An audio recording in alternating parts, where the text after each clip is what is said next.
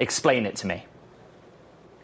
Okay, so going forward, at least this year, all of the operating systems across Apple are going to have the number 26 attached to it. Now, that actually refers to the year 2026, next year, as opposed to each version of a software denoting the number, the generation that we're in on that version of the software, which gets confusing potentially for consumers after a while because Apple launched these different platforms at different points in its company history.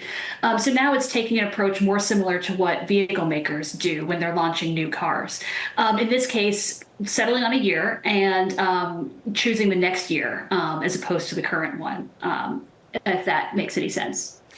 So yay, WWDC brings an easier form factor for developers, but what they really want to see is how is generative AI being integrated into Apple? How are they progressing in terms of the overall form factor for the phone as well?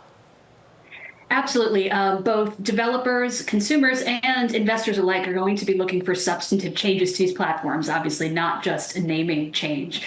And so we are going to be looking for a handful of, in some cases, AI-related tweaks across the platforms. The most ambitious AI upgrades, for instance, a more conversational version of Siri, are still further out. One thing we have reported on here at Bloomberg is that all of these different platforms are going to be receiving a pretty meaningful facelift, a visual design change meant to make them look more cohesive across the different platforms.